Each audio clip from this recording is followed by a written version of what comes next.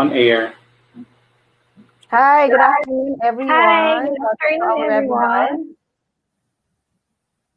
So, welcome to Quezon City Public Library Reader Services Division webinar, Distress or Distress, a talk on taking care of oneself during tough times. So, I'm your moderator today. I'm Miss Ana Honrade. Together with me is Miss Grace Sobreviñas from Quezon City Public Library.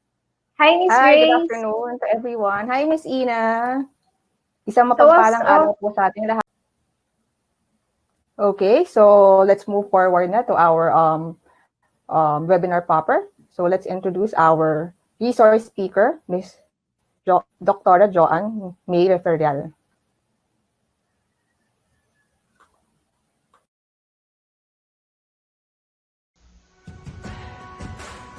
Our distinguished guest speaker is a BS Psychology graduate of the University of the Philippines, Diliman. She had her Doctor of Medicine degree at the University of the East, Ramon Magsaysay Memorial Medical Center.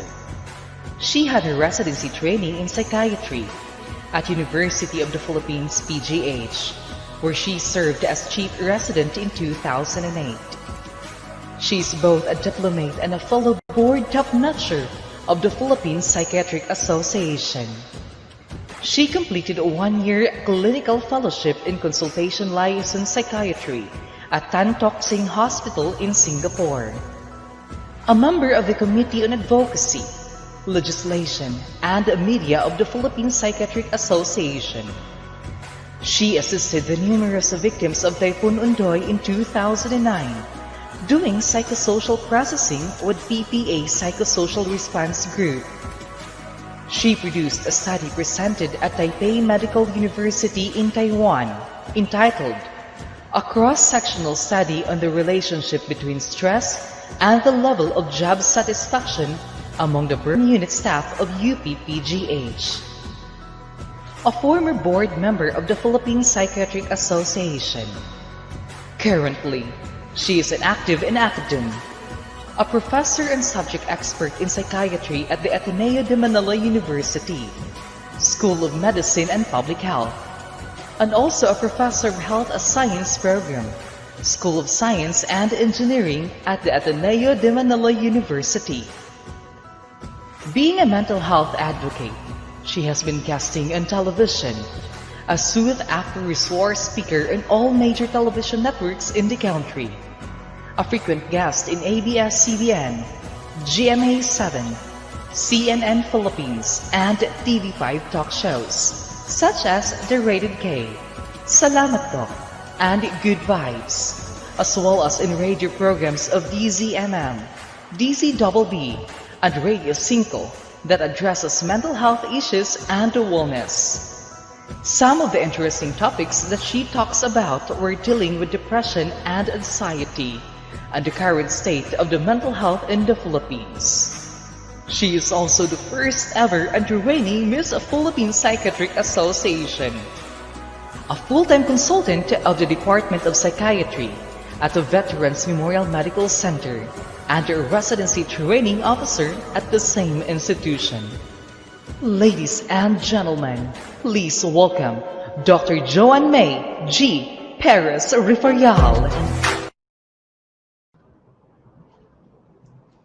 Hello.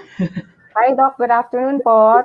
Good afternoon to everyone. Thank you very much to everyone for joining us this afternoon. Luzon, Visayas, Mindanao. Nakita ko from the chat box, talagang we are from all over the Philippines. So maraming salamat po for joining us this afternoon.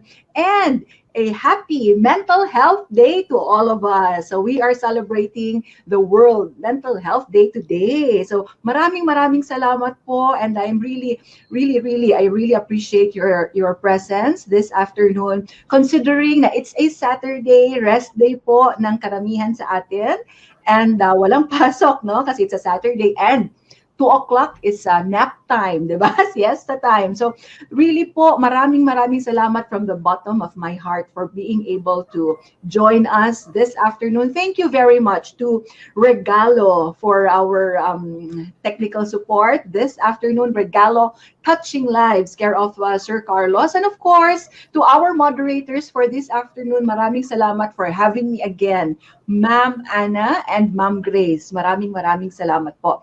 Let me share my screen po so that we can start. O, di ba? Is it there na po, Ma'am Anna? Okay na po. Showing na po. Showing na. Okay, so the topic for this afternoon is distress or de-stress. O, di ba? Gusto ba natin na ma-distress tayo, which is a severe form of stress, or to at least, di ba, cope better with stress. So this is a talk on taking care of ourselves during tough times, especially during this challenging time now. Now we are currently in the middle of a pandemic, so this talk really is very relevant during this time. And again, good afternoon po sa lahat. For the next few minutes, I hope that you can sit back, relax, and stop focusing on how stressed you are. But remember how blessed you are, di ba? We are really blessed. Now we are here together with our friends from all over the country. It's a brand new day. It's another day, and mas maganda po we focus na muna on the talk. Sit back, relax, and maybe later on you can ask questions. Send sa chat box po, and I will answer all of them. Maiksi lang po ito, no? And it's really to give time for me to respond to all of your questions or listen to your stories as well para mas magiging interactive siya for all of us. And this will be the outline for this afternoon. Let's look at some facts about wellness. What is wellness? Pag sinabing wellness, ano ba yun? No? And stress. Syempre, these two should be defined para we know the difference. How about during this pandemic now and the new normal? What is the effect on our mental health? And we focus on some of the coping strategies to maintain a positive mindset during this pandemic as well as the new normal. So again, please, maraming salamat. Today is World Mental Health Day. It's celebrated globally. So maraming salamat sa QC Public Library for also, di ba, as mentioned kanina ni Ma'am na in her welcome remarks, talagang it's part of parang nasa law, no? Mandated by law. She mentioned about a Republic Act now, which mandates for us to have activities like this to enhance and raise awareness on mental health. So maraming salamat po. First, let us look at wellness and stress. Ano ba ang definition ng wellness? When we say wellness, what is it, di ba? So wellness, in fact, is a state of a human being, an individual functioning at the most optimal level, pinaka-maximum level of functionality, and keeping in mind the three important elements of wellness, which are body, mind, and spirit. And when we say that an individual is well, this individual is happy, is healthy, and whole, di ba? O, ang ganda ng definition, ha? And he or she knows what the meaning or purpose of his or her life is. So, keeping in mind, kaya I underlined it, the three elements, body, mind, and spirit. So, let's picture it as a triangle, o, di ba? It's a health triangle, and it's important that we give equal importance to all of these three elements para there is that balance, so balance dapat, we give the same importance and attention to our social well-being, physical well-being, as well as mental and emotional well-being, and we do our best in all of these three elements. So now focusing on the number 2 element here, emotional and mental well-being. We know that according to the World Health Organization, there is no health without mental health. Kasi nga kasama siya doon, di ba? In that triangle, it's a very important component of health and wellness. What is mental health? Apat po ang elements when we say mental health. Number 1, We know what our capabilities are. We know what our talents are, our capacity, kung anong kaya natin gawin. We know that. Number two, we are able to cope with the stressors of life. Number three, kaya natin to work productively and fruitfully. We are able to do our tasks, di ba, at the end of the day. And number four is we are able to make a contribution to our community.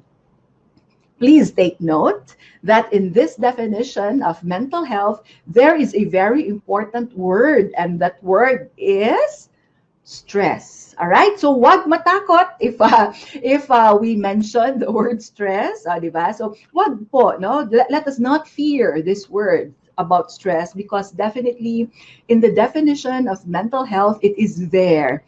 What's important is that we know how to handle or how to cope with all of the stressors that we face on a day-to-day basis. So, what is the definition of stress? Ano nga ba? When we say stress, ano nga ba ang definition niya? What does it mean, di ba? So, do you know that up to this present moment today, there are several definitions of stress, and the exact definition, in fact, is still being debated. O, di ba? So, hindi pa rin talaga sure, no? Kung there are different opinions about the true or exact definition of stress. Let us look at the older, ang mas una na definition of stress, which is the more neutral or positive definition, as mentioned or as stipulated by Hans Selye, the founder of stress research in 1965. For him, it says that stress depends on whether we see or perceive a situation as positive or negative. So, depende sa ating pananaw, pananaw natin. Kung ang isang sitwasyon, ang tingin natin, ang perception natin is positive, ang effect sa atin, then it's a positive source of stress. Kung negative naman, and there is humiliation, be it due to failure, infection, then it can be a negative form of stress. So for Hans Selye, meron siyang positive na connotation. The current, so nag-evolve siya over time, the current definition leans more towards the negative na connotation, which means that nawawala ang balance. There is that imbalance between the demands on us versus our ability to cope with the stressor. So parang mas dumadami ang demands, no? Ang bigat. Pag minsan, di ba, we feel that ang bigat ng demands sa atin, but konti lang, no? Ang ating help, ang ating support, the coping skills are limited. And that's why pag na-overweigh ng demands, we feel stressed about it and we lose control over events. So, have you felt this way before? Para bang na banat na tayo, no? From all angles, from all aspects of life, be it family problems, financial crisis, health problems, problems sa ating mga anak, sa school, etc. Parang we are pushed, di ba? We are pulled to our limits, no? Na konti na lang talaga, na parang bibitaw na tayo. All right, so that is in fact how they describe stress. No? It's parang the wear and tear of life as we move through life, diba? So kasi nga when we mature, mas padami ng padami na ang sources of stress natin. But again, remember that stress, as mentioned by Hans Selye, diba? There are events in our life now which we consider as positive. Now we view it as positive, so positive form of stress siya. And there can also be that situations na which we feel our perception of that would be negative stress. Ano sa tingin ninyo ang positive stress? Ano ang activities or events now which can produce stress, or happy events now which can produce stress? What do you think? O, di ba? For example, are you familiar with this? For example, if you have a deadline, sabi ni boss nyo, you need to submit this tomorrow kaagad. it can make you feel stressed, but it's a positive form of stress kasi it will push you. It will motivate you to do your best para you submit a very good report, di ba? For some naman, getting married. It's a happy event, di ba? Getting married, preparations for venue, etc. Pero nakaka-stress din yun, di ba? Kasi all the preparations that you need to do, etc. New job or being promoted can also be stressful. Happy siya kasi you will be promoted, but with great responsibility comes great, ano ngayon? With great power pala. With great power, so mas mataas ang promotion position, comes great responsibility. So that can also be stressful. Like also preparation for a sports event. So we need to prepare for that. It can be stressful every day na training and practice, but happy pa rin kasi it would push you to perform your best. Negative stress naman would include several, like pollution, for example. We can be stressed about traffic. So these would include yung sa mga environmental factors, traffic, pollution, family-related stressors, workplace, di ba? So sometimes there can be conflicts sa trabaho and physical stressors, especially about our health and support system. So those can be a source of negative stress. So meaning there can be a lot which may contribute to stress. Marami siya. Following the biopsychosocial perspective, biologically, studies found out that there is a stress gene. It can be genetic na napapasa siya, na they were able to identify a stress gene. So kung merong stress sa family, madaling ma-stress among our family members, chances are we may also develop that. Physical health also, so problems with our physical fitness and state of health. Character traits natin, our character can also be a factor. For example, yung iba, very, very go, mga go-getters, high-strung. Yung iba naman medyo pessimistic or negative thinkers, so they are more prone to stress. And of course, the presence or absence of support system. So let's look at a review, a study which this is a more recent study which showed the top 3 causes of stress natin. This was published in 2019. Let's take a look, Ano kaya sa tingin ninyo ang top 3 sources of stress natin? Tadang! All right? So top 3 would include physical health, which means sleep problem. Do you agree with this? Sometimes, pag hirap tayong matulog, then naku, hindi pa ako nakakatulog. So it will make you feel stressed. And the more na you think about it, mas lalo kang hindi nakakatulog. So it becomes a vicious cycle. So that's the top, in fact, 65%. 54%, it comes in close, very close to the first. So second siya, family problems, conflicts in the family can also cause significant source of, it's also a significant source of stress. And health issues, lalo na kung if we are going through some mga chronic medical problems, it can also increase our stress levels. So focus tayo sa 65%, which is about sleep problem. And just to share lang, usually for those who consult with me, those under my care, ang initial talaga nila na symptom or complaint, and that's why they needed to talk to someone, it was really sleep, about sleeping patterns, hindi nakatulog, hirap matulog, tulog na paputol-putol, and when they wake up, it's really not a restful sleep. Do you know that when we are sleep deprived, kung kulang tayo sa tulog, it can affect our mood. Pwede tayong bugnutin, irritable, di ba? Have you experienced that? Pag kulang sa tulog, sobra, and we cannot focus. Parang masama na ang start ng araw natin, irritable tayo towards our family members, kasama natin sa trabaho. Memory is also affected, and overall health and well-being is also affected, as shown by this next slide. O, di ba? Sleep deprived sa left side versus a person who has or is able to get a normal sleeping time. Na? So, anong napapansin po ninyo? When we lack sleep, talagang meron siyang physical na manifestations. Like we get eye bags, circles around our eyes. Ang eyes natin medyo papungay, mapula, di ba? Sometimes they mistake it as parang may sore eyes ba? Or parang, and we get wrinkles, etc. And overall health is affected, like our cognitive processes. Bagsak ang memory, we are not able to plan ahead, our mood is affected, immune system function is affected, and ayaw natin yan, di ba, during this time of pandemic, because during this time of pandemic, we want to be at our best, di ba, peak levels, strong immune system. We need that to fight the virus.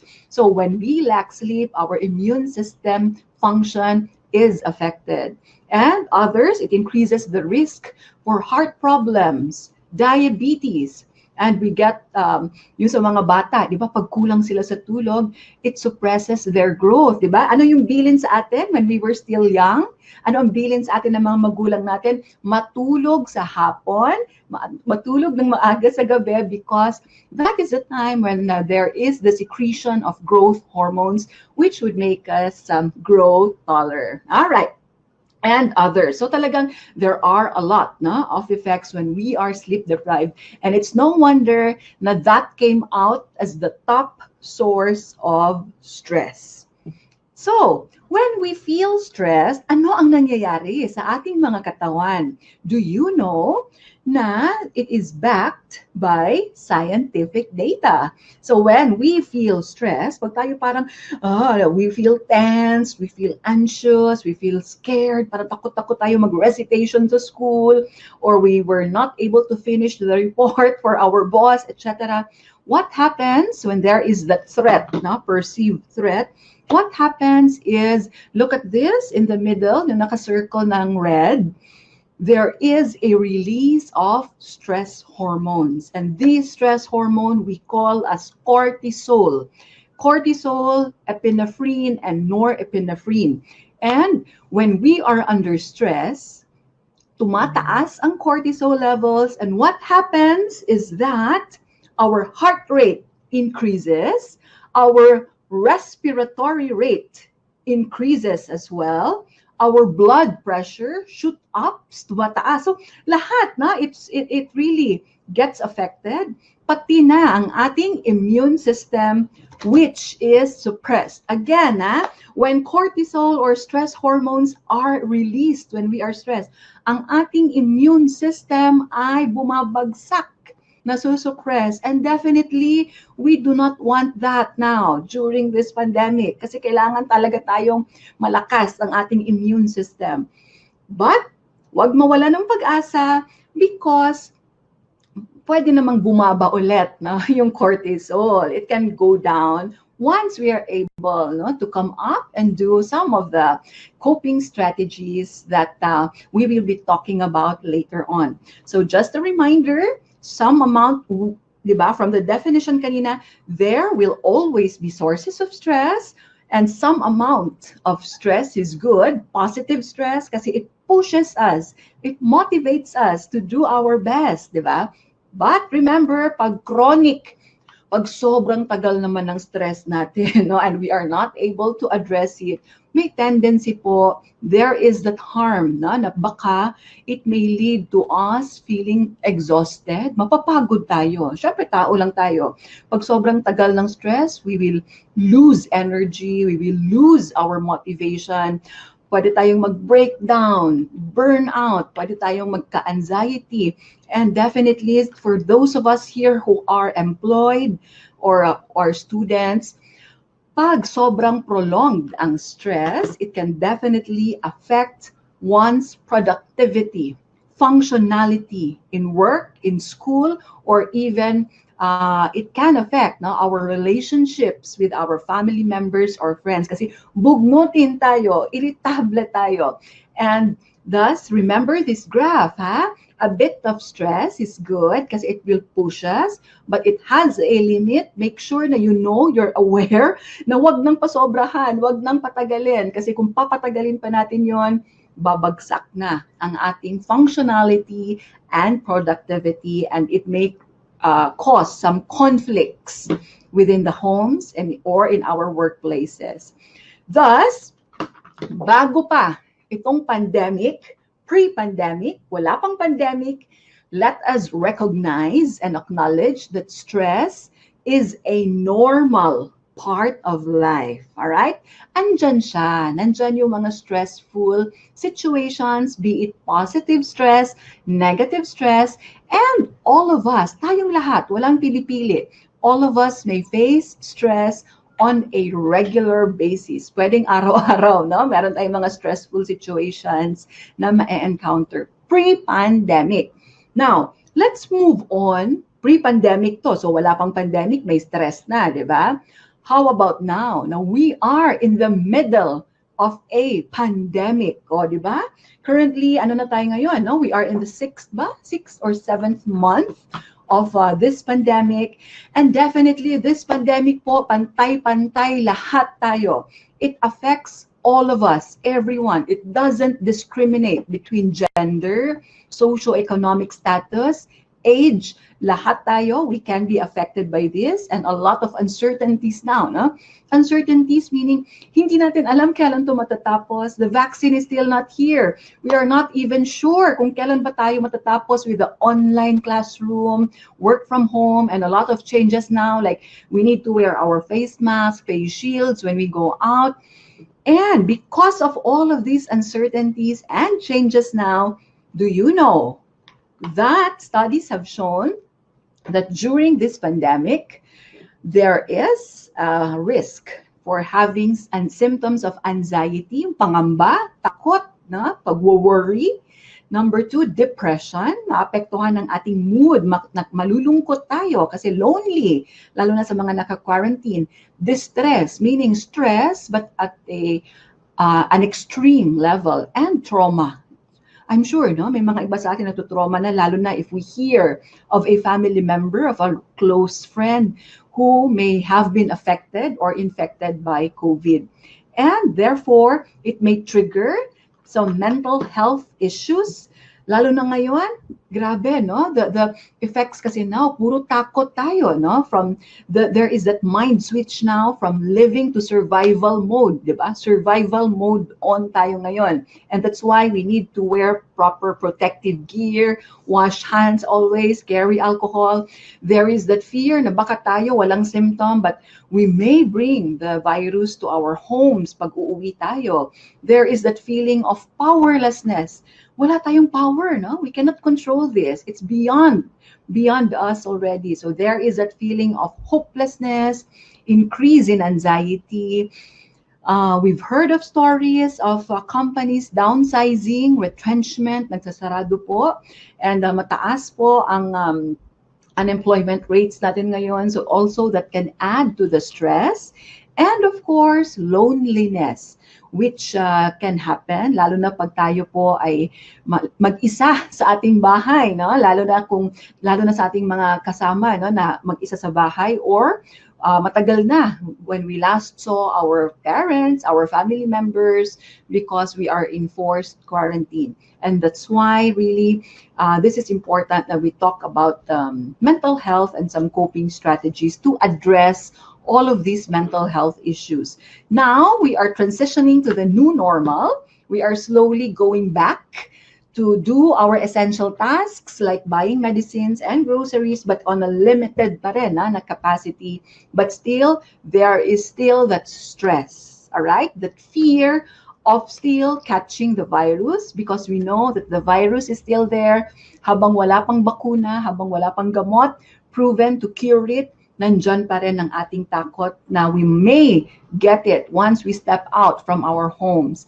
And other problems would include transportation issues. We know now, kulang-kulang talaga, no, ang transpo services now because of the physical distancing, and of course, bawal pa yung ibang modes of transpo. And having to go outside feels like it's a necessity, and it comes with a sense of risk of getting the virus. So nawala na ngayon yung party-party mode when we go out, di ba? Bawal nang manood ng sine, bawal nang magkape-kape with your colleagues, with your friends sa coffee shops, bawal na munang mag-window shopping, bawal lahat yon. So what this really means is that kung coping skills natin ito before, if before they were very helpful, like watching a movie, going out, eating out, dining out, kain tayo sa McDo, Jollibee, now we cannot do that. So those coping strategies which were helpful before are something that we cannot do anymore given this current situation natin. And those may add to our stress. Diba? So, pre-pandemic, may stress na. Habang pandemic, stress pa rin. Kahit nagta-transition niya to the new normal, there is still stress, lalo na sa ating mga bata, na? Ating mga students now who are also transitioning to the online classroom, no? Online mode of learning. And in fact, I was interviewed about this recently for Rated Corina. They asked, no, about the effects, no, of online schooling during this pandemic. So I will not elaborate na. You can watch this sa ano na lang, na, sa YouTube, it's there. But again, this is to emphasize na all of us are affected. No one is spared. So lahat tayo dapat, we are all in this together. Magtulungan tayo lahat, na? Especially ngayon, lahat tayo nasa bahay. Ito po, I would like to share, ito po yung bahay namin. So kahapon po ito, imagine, yung 3 kong anak, they were doing online classes. Ako naman, I had a meeting with the hospital, sa aming hospital staff, no? And my husband also was in another meeting. So ganito na ang itsura ng ating life ngayon. This is the new normal. And, di ba, that's me.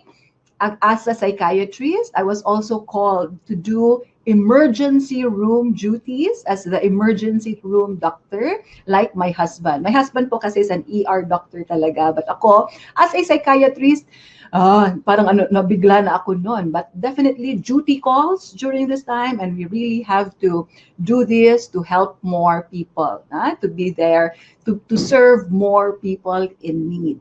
So, because of this, this transition to the new normal, nag-iba talaga ngayon ang landscape.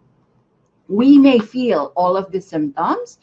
Tingnan niyo po, ha? Kasi I think ito yung pinresent kanina na tests, no? Yung parang survey during the first part. Marami ba tayo sa atin na nagkaka-aches and pains? No? It's a sign of stress. No? Yung today we have headache, tomorrow stomach pains, the next day knee pain, the next day back pain. Parang marami tayong nararamdaman na nasakit-sakit ng katawan. Alright? Or feeling na parang mabilis ang tibok ng puso, or hirap tayo to breathe, trembling, difficulty in sleeping patterns, changes in sleeping patterns, changes in eating patterns, and there are all these worries and fears in our head. So these are all symptoms of stress, as based na rin doon sa, lumabas to kanina doon sa inyong in-answeran na survey. And what's really important po, and I'm happy now we are talking about this now, to raise awareness that mental health concerns can be the 4th wave. After all of this, in the aftermath of this pandemic now of COVID-19, kahit na may bakuna na sa COVID, kahit may gamot na, still the mental health issues may persist, and we anticipate it as the 4th wave. The next pandemic will be on mental health due to burnout, lalo na sa ating mga frontliners, mga police, mga driver, mga nagsuserve sa hospital, na mga aides, nurses, etc. Burnout, economic injury due to lack or losses ng jobs and employment opportunity, trauma, lalo na kung may mga friends tayo or family members who succumbed to the pandemic, to the virus, and others. So we are anticipating, and that's why I'm really happy na you're all able to join me and join us this afternoon para it's a way really of raising awareness na there is something we can do para maagapan po or ma-address if ever we feel stressed about everything that's happening now. So, the question actually now, with this transition to the new normal, do we resist it? Do we, ayokong gawin yan, ayokong mag-mask, ayokong mag-face shield. Do we resist the new normal or can we use it as an opportunity na? So, I hope na we can use this pandemic now as an opportunity for growth, for growth, meaning it's a way for us to mature, to grow, and learn our strengths. Alam ko, lahat tayo, we have our strengths. What's important is we enhance. We identify those strengths and enhance those, all right?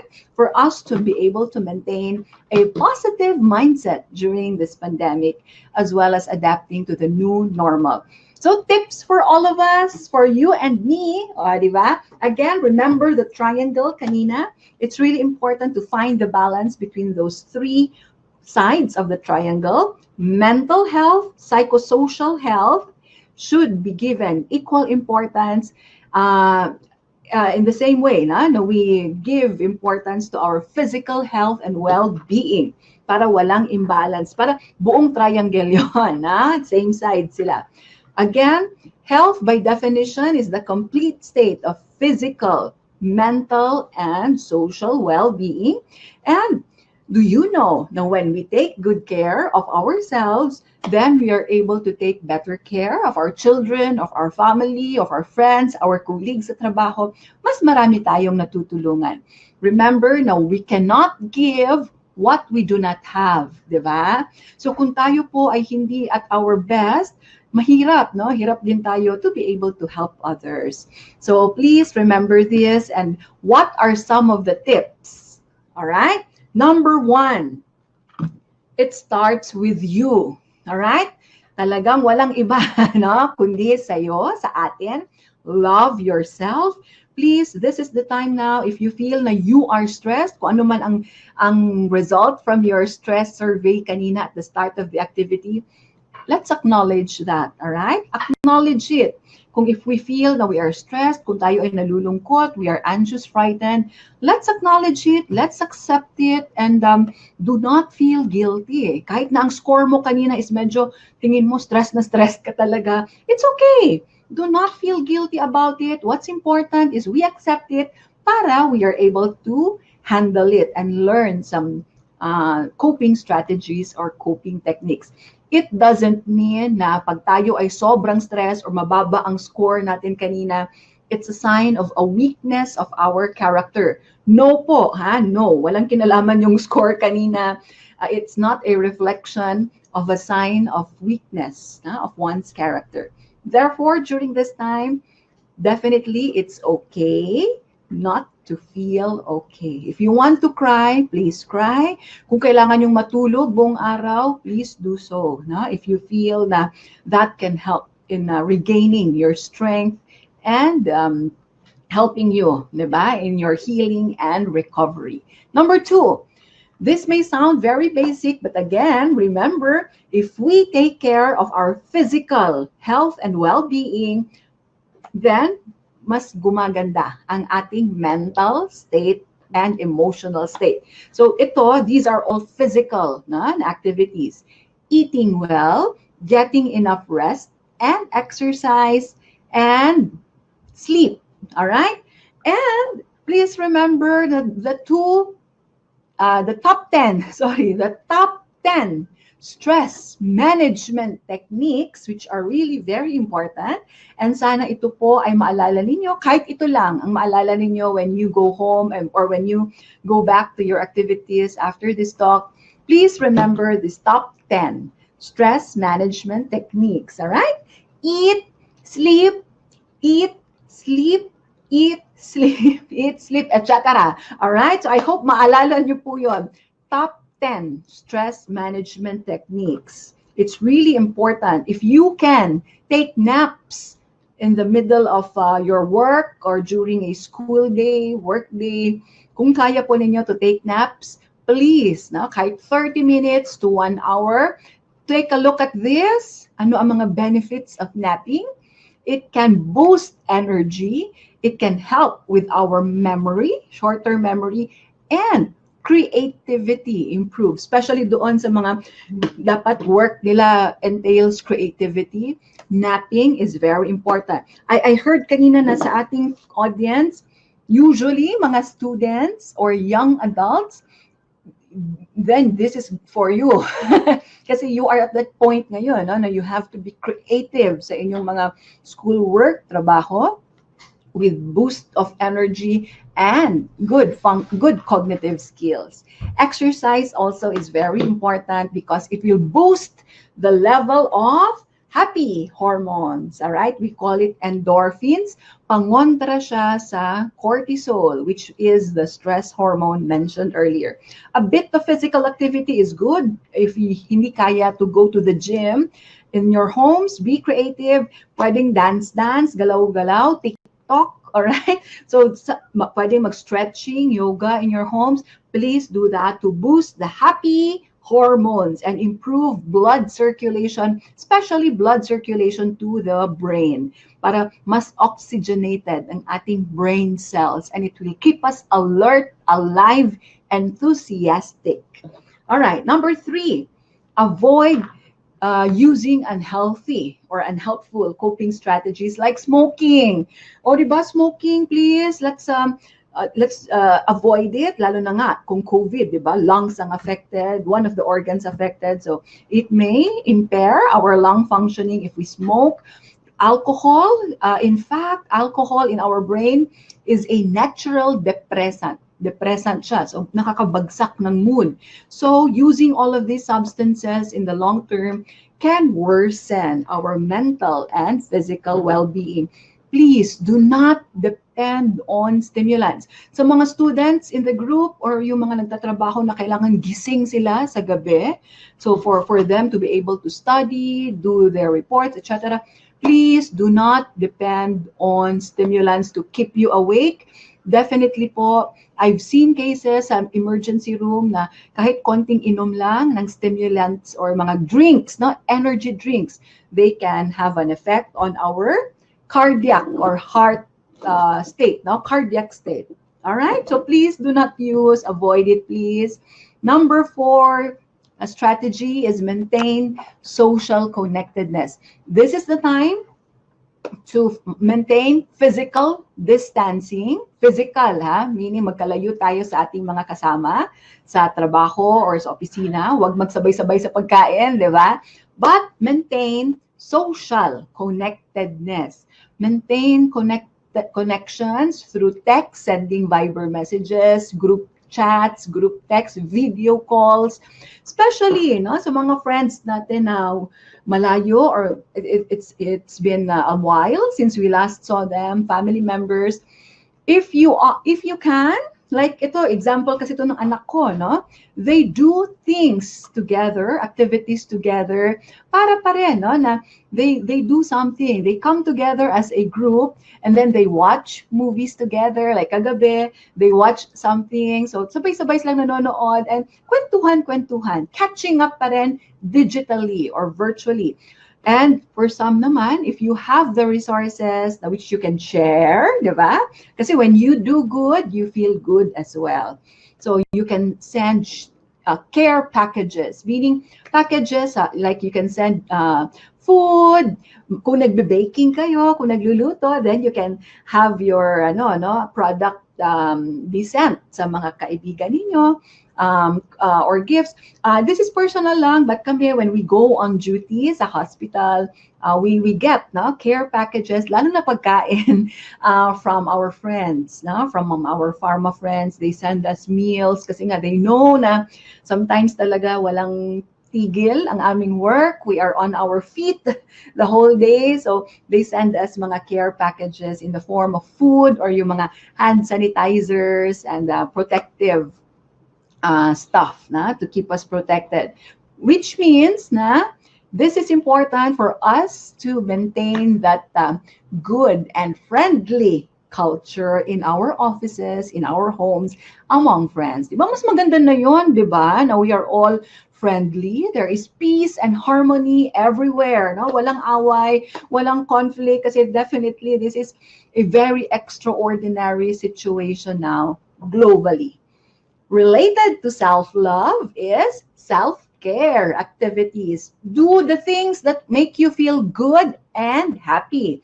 Now is the time to rediscover your talents. Kung dati nakalimutan na natin mag-baking, cooking, na talent pala natin yon, please do that now, all right? Do the things that which make you feel good, like playing with your kids. Now that they're more at home because of online classes, play with them, bond with them, watch TV together or sing together, play puzzles together. Yung iba naman, ang stress outlet nila would be painting. O, di ba? They paint, they draw, or they make puzzles, and then they put this on sa walls nila. No? They frame this and put it on their walls. Do you know, I'm sure that you've heard of this already, there is a new, ano ngayon, no? Craze ba tawag doon? Or a new hobby na very popular. And I was interviewed 2 times about this. It's about plantito, plantitas. O, di ba? Sino sa atin dito ang nagpa-plantito, plantita na, no? May mga alagang halaman. Yes, no? So, in my recent TV guestings, I was asked about the effects, no, so on our mental health of taking care of plants. And definitely, meron, ha? They have good, positive effects on our mental health kasi it gives purpose, ha, and meaning to our lives. Masaya tayo if we see our plants growing beautiful flowers, colorful flowers, o, di ba? And then it also makes us feel creative kasi it's ating mga arrangement ng ating mga plants. And ang ano talaga doon, it gives meaning because we are taking care of a living organism which depends on us for nutrition and for their survival. Kaya maganda ang effect of raising pets and plants because of the meaning, and the sense of meaning and purpose to our lives. Next, ito very important. Set time for news and social media. Do you know na sobrang, if we are too focused, if we always check, no, our Facebook app, Instagram, Twitter, news, etc., it can be very overwhelming and there can be a lot of fake news. So please limit the time spent on social media and listening to the news. If you can, just limit it to once in the morning, once at night, and then that's it. Para it will not affect our productivity sa ating mga trabaho or school works. And it's important to think before you click, ha? Kasi we do not want naman na tayo ang bearer of fake news. O, di ba? We do not want that, all right? So please do not share anything if it's unverified or if it does not come from a reliable source, all right? Number 7, keep calm. This is very important, na? When we feel kasi too emotional, when our emotions are heightened, it can affect our interactions with our family members, lalo na kung lagi tayong magkasama sa bahay, di ba? It can create conflict when we go through those heightened states of emotions. It's important to maintain that calm and peaceful environment always. Remember that when we are emotional, di ba?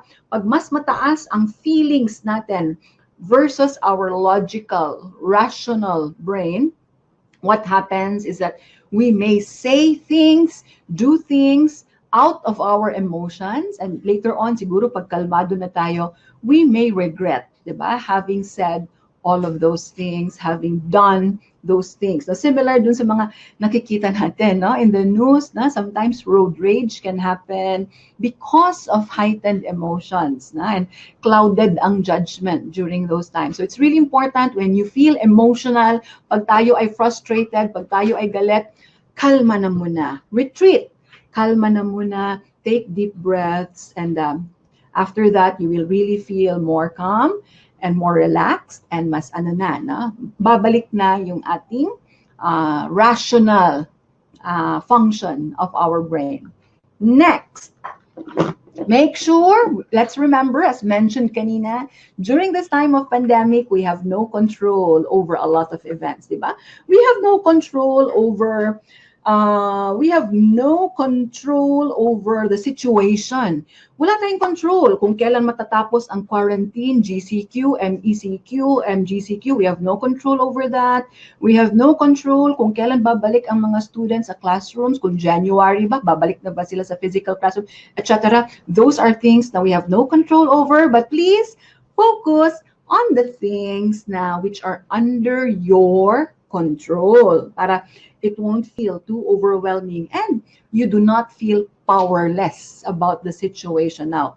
So question, what are the things that are within your control? Diba? Let's reflect on that. Ano ba yung mga things na, ay, oo nga, I can control this. For example, setting that structure to your day, all right? Having that sense of normalcy. Ibalik ang structure, that routine every day by having a daily plan. Kasi siguro temporarily, nung nag-lockdown tayo bigla, no, during the ECQ, biglang, hala, nagigising na tayo mga 12 noon, no? 'Di ba? Kasi nga nag-change, no? Nagbago ang ating sleeping pattern, eating pattern, etc. So now is the time to regain that sense of normalcy, to regain that sense of structure to our daily lives. And we have control over that. Gawa kayo, no? Gawa tayo ng mga to-do lists. What are the things that we need to do during the day? Tick off kung ano ba yung mga natapos natin. There is no small or big tasks. Kahit small tasks, if we are able to tick that out, to erase it kasi nagawa na natin, then at the end of the day, let's celebrate, diba? Let's celebrate our small victories, all right? Kasi let's take it muna ngayon on a day-to-day basis. Kasi nga, it's really uncertain pa, no? Kung what will happen tomorrow or the next few weeks, the next few months. Another thing, now, which is under our control is what? Prioritizing, huh? Self-preservation. This is, I really love this. Diba?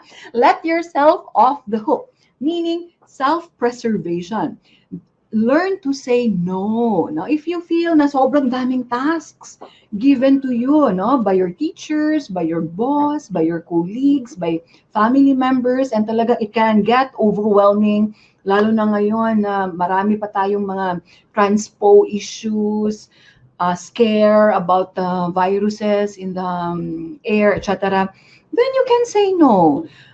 Choose, no, the things that you need to do, prioritize it, and if you feel naman na pwede namang wag mo nang gawin to, or pwede naman i-postpone mo na to, or pwede naman na i-delegate itong task na to, then please do that. Please do that. This is really for self-preservation. Personally, share ko lang ha, kasi I want to share din, ha? Ako, sometimes, we are given, no, a lot of mga Zoom meetings, no? Zoom meeting 3 o'clock, 4 o'clock, 5 o'clock for ganon. For self-preservation, syempre, no? So I try to reflect, baka pwede itong pang 4 o'clock. I will listen na lang to the recording of this. So, di ba? Para at least I can rest my eyes to avoid digital eye strain, o para ma-rest naman ang aking mata. Mga ganon, no? So, self-preservation is key, all right? Learn to say no if really you feel na pwede naman to delegate or to cancel or postpone or siguro just ask for approval to postpone the activity, etc. For students here in the group, para maiwasan ma-stress dahil sa workload natin ngayon, especially online, na nag-a-adapt lahat, nag-a-adjust lahat, pati teachers, parents, learn not to procrastinate. Learn not to I think this is easier said than done, no? But kung kaya, again, with that to-do lists, as mentioned kanina, to regain that sense of structure to your daily day, kahit pa konti-konti, do some tasks para it will not pile or add up, and then baka lang by tomorrow submission na ganito na pala kadami, no? Kailangan yung sagutin na modules. OMG.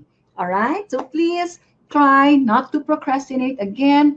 Even a small amount, no, of work done, that is something to be celebrated for at the end of the day. All right? Next, and this is very important, gratitude. Practice gratitude by counting your top 5 blessings for the day. Kung more than top 5, the better, diba? So really, no, when we are grateful, when we practice this, it anchors us, it grounds us, no? It gives us meaning na kahit ang world ngayon is uncertain, it's challenging, it's extraordinary now, it's difficult, still there is something that we are grateful for. Personally, again, I would like to share, every day I wake up and the first thing I'm grateful for is the abundance of oxygen, which is free. Diba? And you can inhale it anytime. Siguro this is something na I took for granted in the past. Hindi ko napansin noon, ay, valuable pala masyado yung oxygen. Kasi we've heard, diba, from those infected with COVID, hirap sila. No? It takes a lot of energy and effort to inhale oxygen through a ventilator. Diba? So really ako, no, this is something talaga na I learned to be grateful for during this pandemic, the abundance of energy. It's free for all, and anytime, anywhere, we can partake of that blessing. Another thing I'm grateful for, of course, is more time spent with my family. Kasi nga magkakasama na kami ngayon lahat, no? Before, when I wake up to go to school, to go to the hospital, tulog pa sila. Pag uwi ko from hospital, tulog na sila. O, di ba? So ngayon, pag alis ko, pagbalik ko, gising sila kasi they're all still doing their online schooling. So really, no? So if you can reflect on this, reflect on the graces, the blessings, and the things that you are grateful for, it will really help you to feel good and lessen the stress levels natin. For those of us who are still blessed with our jobs, given the current crisis, economic crisis, let's be grateful of our jobs, di ba? Kahit na kung anong nangyari, we still have our job. And for those naman na who were affected by the siguro closures, downsizing of companies, etc. Do not lose hope. Do not lose hope. This is the time now to be proactive, di ba? Yung creativity side natin, na you can use this time ngayon to galingan, improve natin ang ating mga CV, di ba? Ang ating mga CV. Ano nga yung CV? Curriculum vitae, di ba? Improve natin ang ating curriculum vitae. Or you can call your friends para to expand your networking, di ba? Yung group ninyo, networking, para baka may mga referrals, di ba? So, do not lose hope. There are so many things that we can do during this time. And again, this is temporary lang naman. And definitely, after this, I'm sure we will grow and learn about ourselves from this crisis. Next, number 10, laughter is still the best medicine, all right? Libre ang tumawa, walang bayad. Mas maganda po kung tumawa tayo na galing sa bituka. Alright? Huwag pigilan. Ha, ha, ha. Huwag pigilan ang tawa. Alright? Studies have shown, again, this will boost the level of endorphins, the happy hormone. Endorphins kasi are known to decrease pain. Kung may mga sakit-sakit tayo sa katawan, masakit ulo, masakit batok, masakit ang shoulder, laugh about it kasi it can boost the level of endorphins and will lessen the pain. It can promote muscle relaxation, di ba? Lalo na sa mga ladies in the audience, less wrinkles, di ba? And it can reduce anxiety. Laughing feels good. Grabe, no? So, especially kami, ako kasi I'm from Iligan City originally, Bisaya gyud, ha? Kung kinsay mga taga Mindanao diri, I am 100% Bisaya. Grabe ang tawa namo, no? Ang mga Bisaya, really from the bituka. Masin, wah, ha, ha, yun. Walay pigil-pigil. Oh, di ba? So I hope we can do that, practice that. It can really boost our mood. Number 11, let's maintain a hopeful outlook. I know that this is difficult during this time, no? Kasi nga we are really stressed about a lot of things now. But do you know that an optimistic, di ba? Positive thoughts lang, optimistic outlook is very empowering. Remember na our country is always beset by typhoon, calamities, landslides, Taal volcano eruption, baha, ondoy, etc.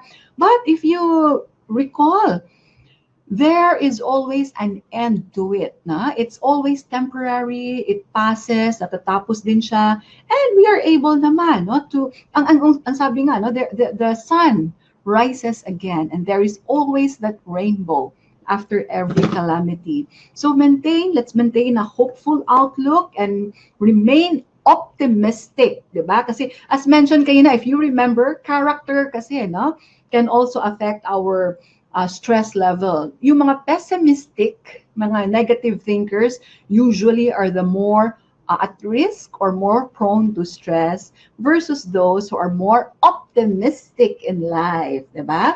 And related to this is embrace healthy, happy thoughts. Healthy. For example, please in your head, if puro negative thoughts, make it a conscious effort to turn off. All right? Parang switch sa light.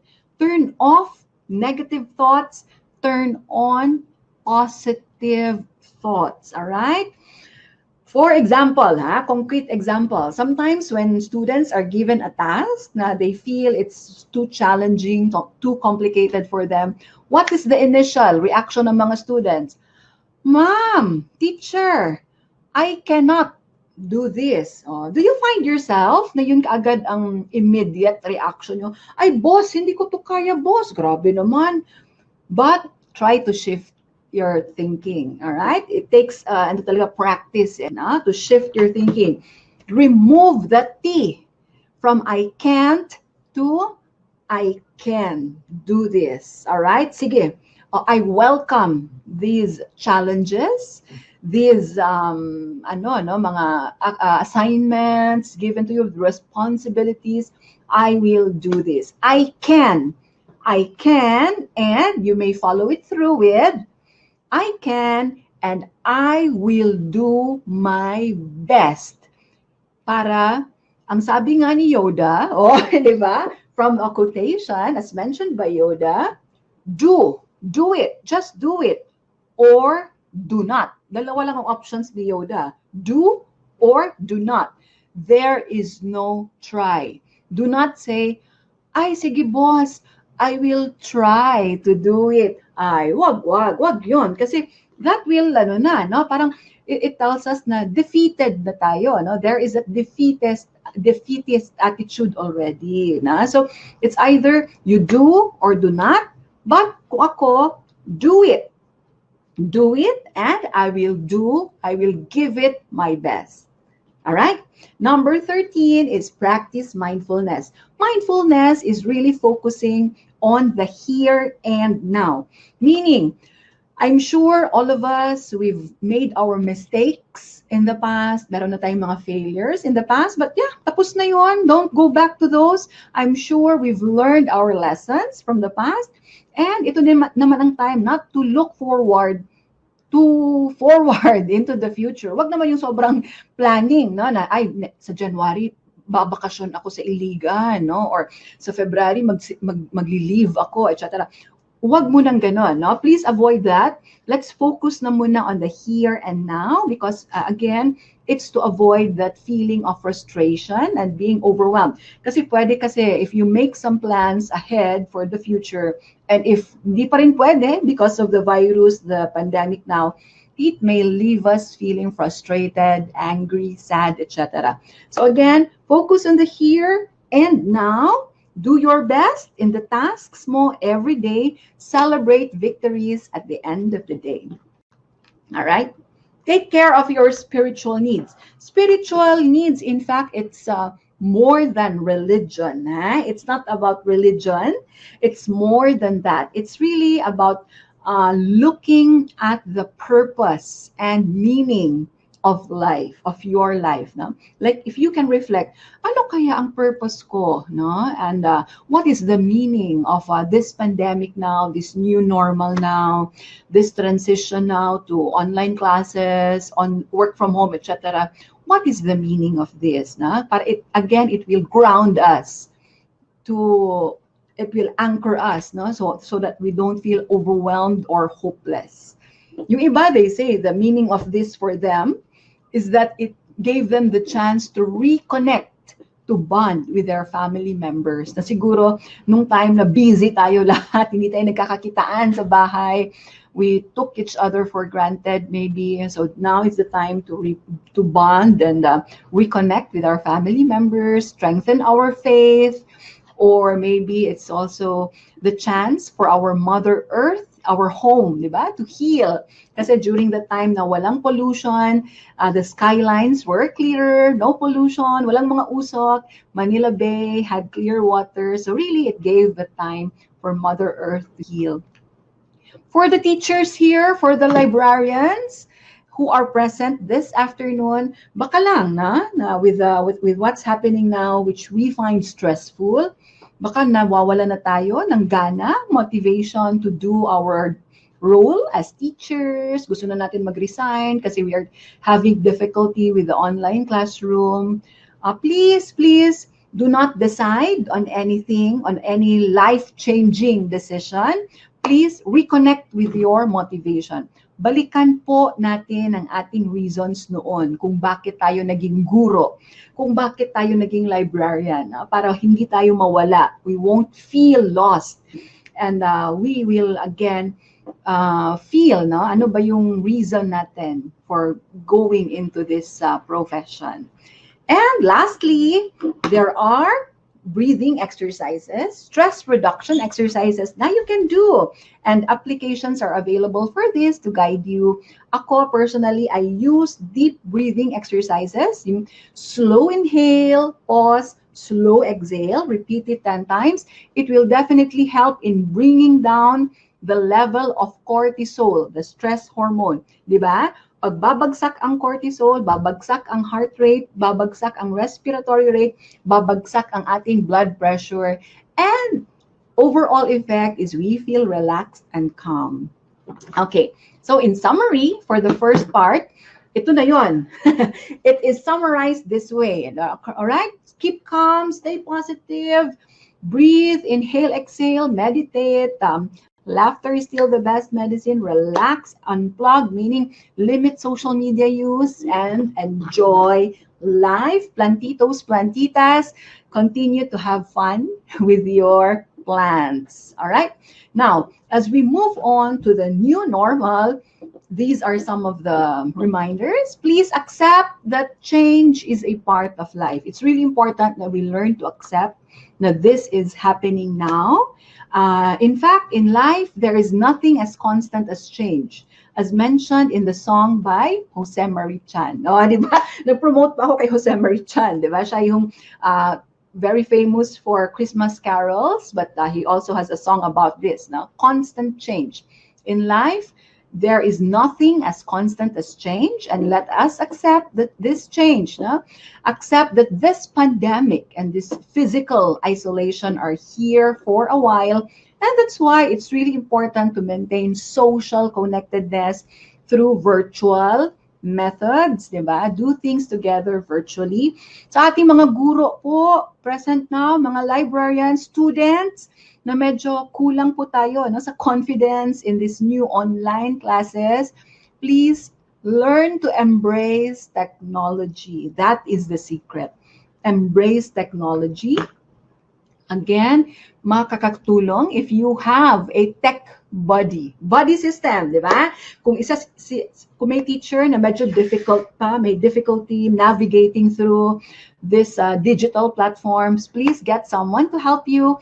Or there are sites na specifically to give mga guidelines or guides for parents, kung may parents po present now, parents, students, and teachers to help with technology. Personally, my tech buddy is my son. Oh, di ba? Siya lagi yan. Siya lagi nagtuturo sa akin. How to open Zoom, how to open mga ganito. Like now, siya ang nag-connect for me. So really, please find your own tech buddy to help you. Kasi nga, no one is alone. Ha? You don't have to go through this on your own. Maintain health precautions po para maiwasan natin ma-stress kung kailangan natin lumabas to buy our medications and food essentials. Para wag matakot, maintain that physical distancing of 6 feet. Wear your masks properly. Virtual gatherings muna for now because bawal pa ang 10, more than 10, di ba? Mass gatherings. And stay at home as much as possible. After self-love and self-care, please extend that love and care to others, especially those who are in need. Okay, so this is the time now to show compassion and understanding to everyone. Kasi I know now we are all going through a difficult time now, and we are all in this together. Na? So, especially sa online schooling, online classrooms, sa mga parents po natin, please, nag-a-adjust tayo lahat, no? Students, teachers. So, wag magalit ha sa mga teachers po natin kasi lahat tayo, we are really adjusting to this. So, let's work together, work hand in hand because we are all in this together. Let's help one another. And if you feel na you have colleagues, family members who need help because talagang they're going through a rough time, reach out. Reach out. If you have the capacity naman po to help anyone, reach out. No? Maganda po yun na tayo mismo, we volunteer to be there, to listen to them, to help them. Again, social support and connectedness is very important. Let's fight the stigma po. Anyone can be affected by this virus. Anyone, di ba? It doesn't discriminate between gender, age, status in life. So if we have friends or family members or may kakilala tayo in our workplace who may have been infected by this virus, please do not discriminate. Let us avoid discriminating against them. Okay, so anyone can be affected again. And because it's Mental Health Day, let's stop the stigma then, all right? For those who are going through some mental health concerns or issues. Lastly po, this is a question I want to pose to everyone. When faced with stress, pag sobrang nasi-stress na tayo, no? Nabobombard na tayo by a lot of stress, do you bend or do you break? I'm referring to the term resilience, all right? Resilience means the ability to bounce back from difficult life experiences. All right? So pag bumabagsak tayo, maraming problema, resilience is that ability for us to bounce back, to adapt, to adjust, to recover. All right? So this is defined as the ability to recover from or adjust to any trials, any challenges, any misfortune, like a bamboo. Oh, nakita niyo ba itong bamboo? Ang bamboo kasi, they sway, di ba? They bend, but they never break. So I hope we remain to be that way in the face of a lot of stressors and challenges. All right? So all of us, hopefully, let's hold on to hope. Be hopeful. And I'll remain resilient. And remember that in everything, in all of these challenges, there is always that opportunity for growth, both personally and professionally. So it will help us to grow, to mature as we learn ourselves, as we get to know our coping skills, hopefully healthy and positive coping skills. For all of us who are going through rough times now, personally, kahit yung mga nagsumagot kanina na medyo marami silang stress and they feel na they're not able to handle the stress well during this time from the Paul kanina, this is for you. Remember that you can overcome anything. Anything po. And possibilities are endless. Marami pong possibilities. Marami po tayong pwedeng ma-discover about ourselves na, wow, kaya ko palang gawin to. Kaya ko palang magluto. At kaya ko palang mag-paint. Kaya ko palang maging tutor para sa mga bata, no, na nag-online class. Then maybe I can offer myself as a tutor for them, etc. Marami pong possibilities. And definitely po, you are never alone. No one is alone. We are all essential.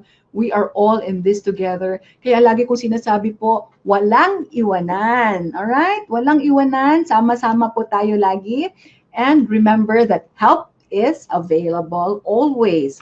Kung gusto nyo pong may makausap, marami po tayong resources for that, especially from the Department of Health in cooperation or in collaboration with the National Center for Mental Health. They have a 24-hour, 7-day-a-week helpline available for all who need counseling.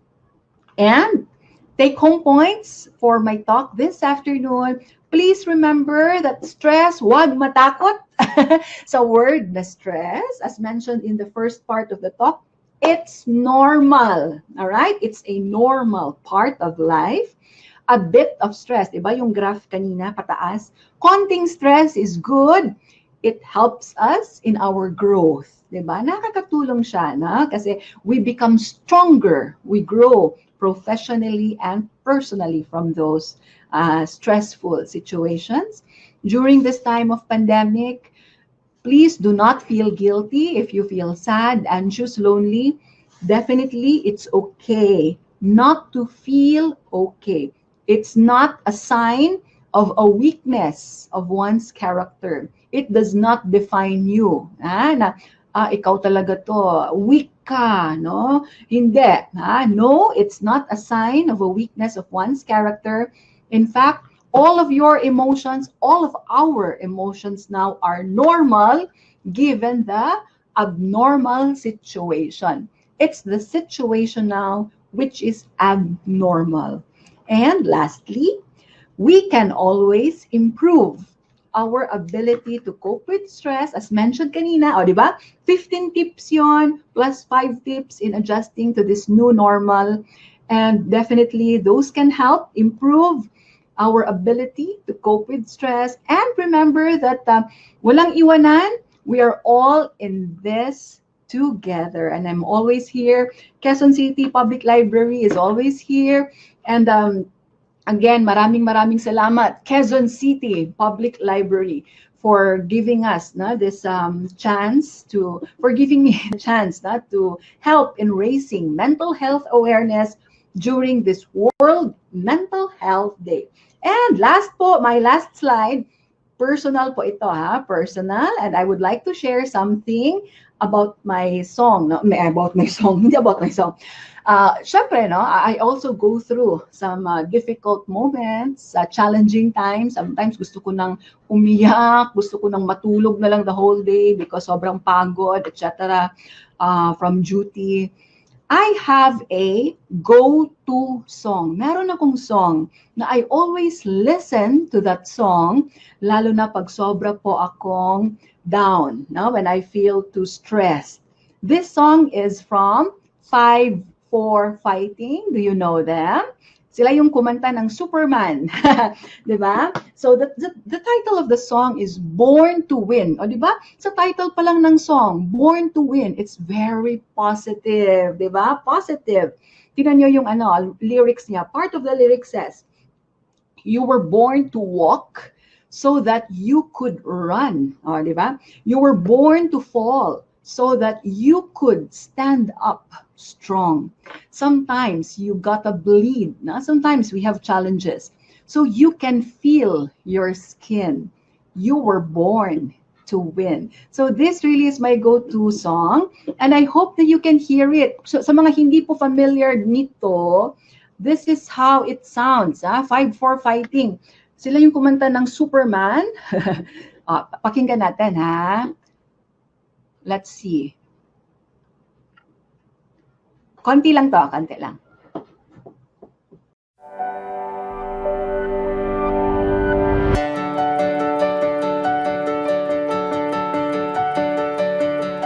So here we are, the future's now. The time, your time has come. The stage is set, the lines are drawn. Today you shine, my son. Earth is shaking. Don't be scared. You were born to walk so that you could run. You were born to fall so that you could stand up strong. Sometimes you gotta bleed so you can feel your skin. You were born to win. Hope. I know na we are all strong. We've been through difficulties na in the past, and nakita naman natin any form of calamity, disaster, etc. We survived it, and it made us all stronger and better individuals. So let us face this situation now with strength and hope. Maraming maraming salamat po, Quezon City Public Library, and for everyone po na who were able to join us this afternoon on a Saturday. Maraming maraming salamat po. Thank you, thank you.